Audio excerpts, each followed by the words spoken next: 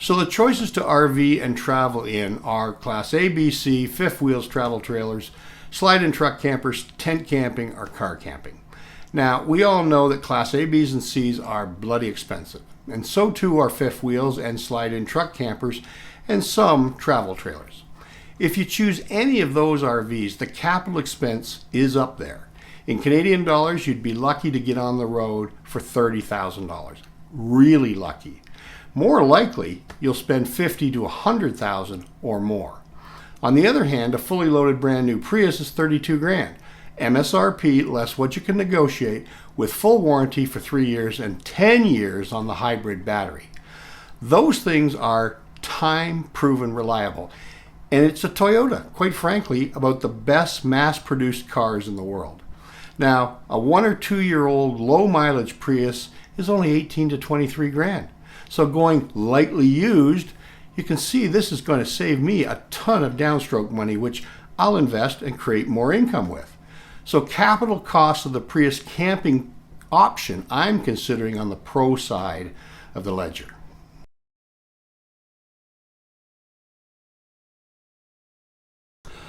Okay, so how does all this work?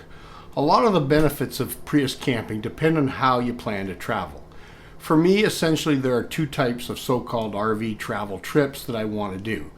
Lots of factors went into determining this, including seasonal weather, U.S. visitation limits, distance, and health issues. But essentially, there's winter travel where I plan to go south for 2 or 3 months a year each winter.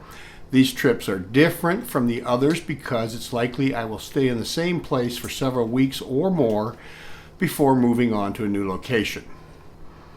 So I could decide to winter in Southern California, Arizona, maybe Southern Texas, or Florida, whatever tickles my fancy. Certainly the cost of getting there because of the Prius fuel efficiency is of no concern.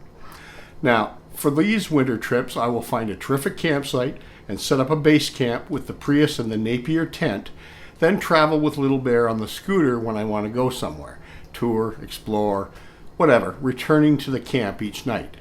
And there is nothing tying me to the location. So if I go to Quartzsite and decide it isn't for me, I can head to Yuma or Phoenix or Tucson or west of San Diego County, whatever works in the here and now. The same applies to Texas and Florida. Phew, talk about flexibility and freedom and costing almost nothing. Now, here's what I love though. When I do pack up and move, I'll probably stay in a motel for a night or two to get a nice shower, do laundry, and upload videos, then move on to the next campsite. Now, because the Prius is so inexpensive, comfortable, and with the Napier tent providing extra room, I think this is ideal. And if the pain flares up again, then I can just hoof it to a motel until I'm good to go. I'm really liking this. Now, I like nature. I get to camp in air-conditioned comfort, yet have little to no maintenance or repairs. And setting up the tent takes 10 minutes. I can handle that. I really like this plan, and more importantly, so does the hippy-dippy hip monster.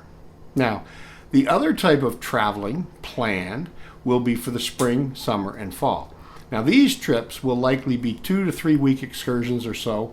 I'm flexible, and I may move from place to place, if not daily, then every few days. So in this case, I want to avoid putting up and taking down the tent each night. So for these trips, I'll likely stay in the Prius or a Motel 6. Now, if it turns out I plan to stay a week or so in the same place, then fine, I'll camp with the tent, especially if I have the scooter with me. Say, for example, I want to go to North Carolina to do some Civil War research. And by the way, for those interested, the University of North Carolina, Chapel Hill has awesome archives of original and authentic Civil War documents. Anyway, I'll stay at a pretty state park or a campground and take the bike in to do my Civil War thing. And when riding back to camp, I can even pretend to be smart and all that kind of stuff. The same with Washington, D.C., which is the most fascinating of cities. But if the weather stinks, heck with it. I'll just Motel 6 it. Again, because the Prius is so economical, the cost of staying in motels is reduced to chump change. I'll also have the option of not taking the bike on these trips. If inclement weather is forecast and I'm going to Montreal or Quebec City for a week, The heck with it, I'll just leave the bike at home. So as I said, if I plan to stay in a motel once or twice a week, what is the best way to do this? And this is where I discovered the beauty of Motel 6. Now, all I really want from a motel is cleanliness, a comfortable bed, safety, convenience, laundry facilities, inexpensive, dog-friendly, and Wi-Fi. And I say inexpensive because remember, it's just me and Little Bear. We aren't resort vacationing for a week or two with a beautiful lady where amenities and luxury are important. It's just Bear and I. Now, what I discovered with Motel 6 is by and large, with some big city exceptions, it fits my needs perfectly. It offers rooms across the continent for around $50 or less, often $40 a night, with all the features I just stated. And in researching motels, I couldn't find any other national chain that good. So there you go, decent motel accommodations when I choose for a reasonable rate. Now here's another little thought of benefit of Prius camping. Most of you know driving an RV or pulling a travel trailer is tiring. I don't care what anyone says. After driving 500 or 600 miles, when you pull into your campsite, you're whipped.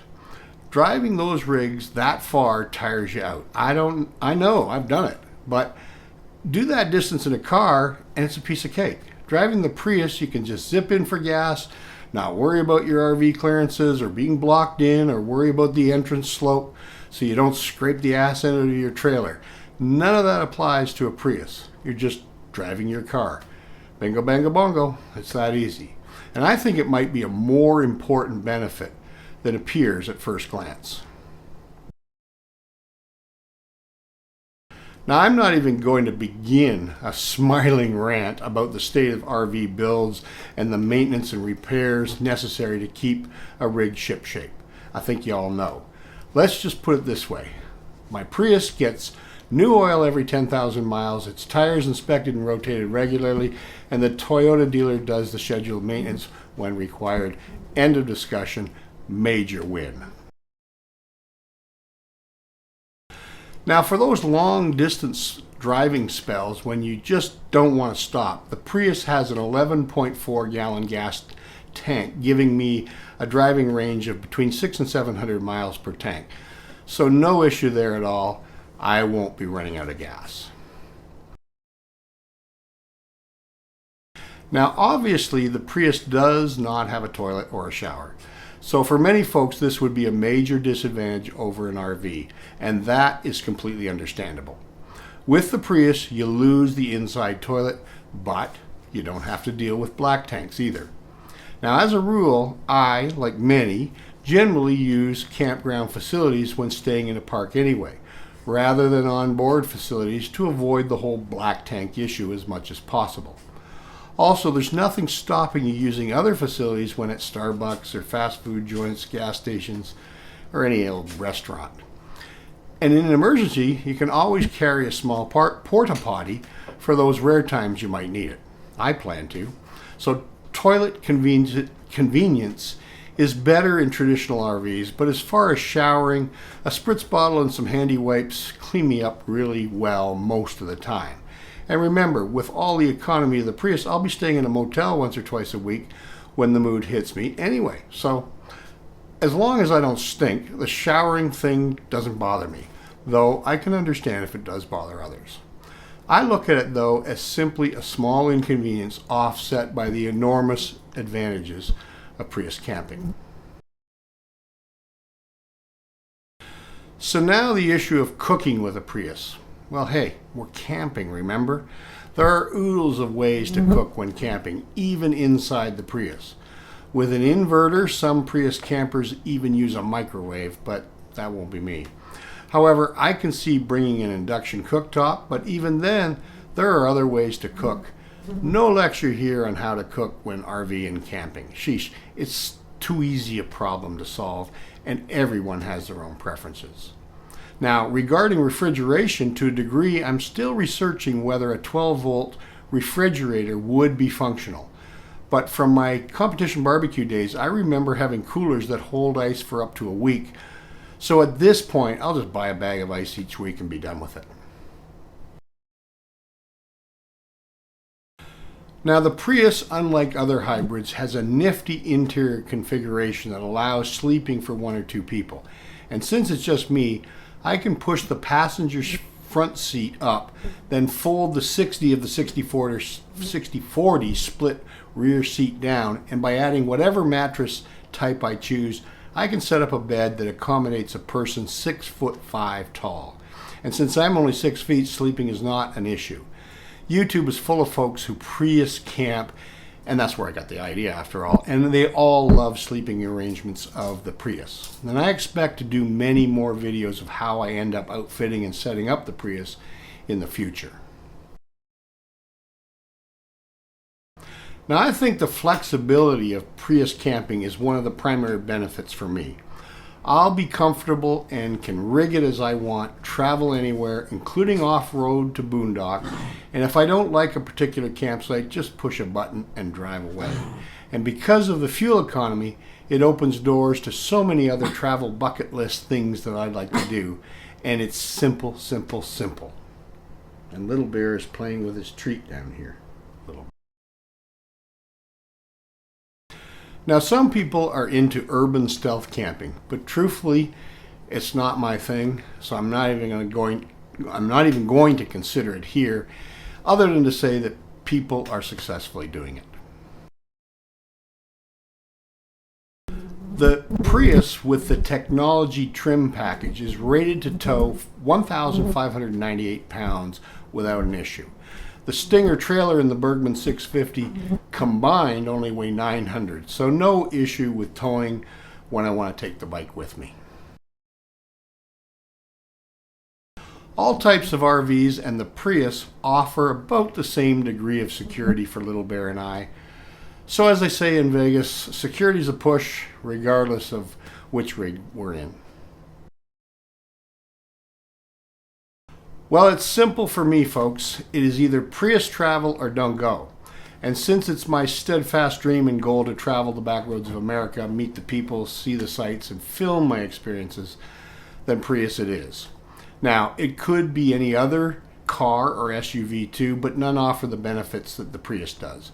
And on top of that, I have lots of money left over in my travel budget to take a Caribbean or an Alaskan cruise, which, by the way, I've never done, when I want something different. It's just the cat's ass best of all worlds for a dude and a dog in my circumstances. So is Prius travel perfect? No. Is it for everyone? No. But there are some really strong reasons to travel and car camp in a Prius. Traveling in an RV is what it is. You know what you're getting. It's a lot of fun, but with a heavy upfront capital cost, quick and unpredictable depreciation of the unit, and a variety of use restrictions, particularly for larger RVs. Then factor in the iffy build quality, surprise maintenance costs, long repair wait times, dealing with black tanks, and then again the expense of solar to get power off-grid. And without solar or a generator, if your battery goes dead while boondocking, well, yeah, not good. To rig up for a traditional RV properly gets really expensive, doesn't it? Now, I always thought camping, traveling, and RVing was supposed to be fun. Traveling in traditional RVs just sounds like a whole lot of work, headaches, problems, and expense for what is supposed to be recreation time, for me anyway. And whether I enjoyed all that, anyway, my dippy hips make it an impossibility. And I'm willing to bet there are many in my boat, not necessarily disabled, but unwilling to take on the problems of RV ownership. So there you go. I travel for adventure and fun. The simpler the better. That's it, nothing more. Which incidentally reminds me of another advantage of Prius camping. The expansion rate of new campsites being built and coming online has not kept up with RV sales, meaning finding a campsite for traditional RVs is more and more difficult. I read recently that new RV sales are up 16% over last year, but growth in available campsite has not kept pace. So without reservations, lots of RVers are going to have problems getting out there or find themselves in a pretty crappy campsite, or at times be forced to primitive camp. So you have to be equipped for it, and the Prius is. Also bear in mind that For me, if I get stuck without a campsite for one night, maybe a reservation mix-up or something, and lacking a Walmart nearby, I'd feel a lot less annoyed pulling into a Motel 6 for the night, driving a Prius, than paying for a motel room while my perfectly fine $75,000 rig I'm so proud of sat outside, unused in the parking lot. That would piss off this good humor man. For travel and exploring for a few weeks or even a few months in a Prius, oh yeah, I'll do it in a heartbeat, because as far as amenities are concerned, the only thing I've really given up is space.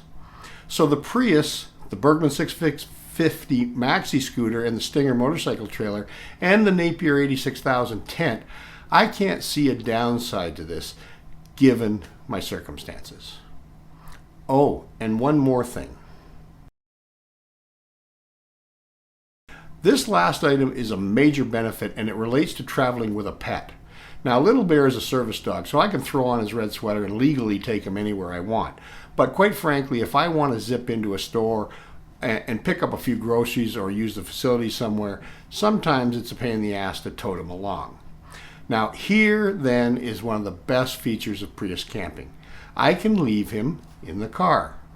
Now, don't freak out about animal abuse and frying my little buddy in an overheated car. Remember how the air conditioner works in a Prius. Well, just like when I want to go to sleep in air-conditioned comfort, I just turn the car on, set the AC temperature, lock the doors, and Little Bear is not only comfortable but safe as well. I love it. This is a great convenience for Bear and I. Now, I'll likely have to print up some window sign informing folks that the AC is on and the dog is fine to avoid some do-gooder smashing my window, but that's easy enough to do. Yes, this is a bloody brilliant feature for Little Bear and me. So there you go, my Prius camping plans. As always, comment as you see fit, like, share, and subscribe. Smile, enjoy, be charitable, and talk to you again soon. Thanks for watching.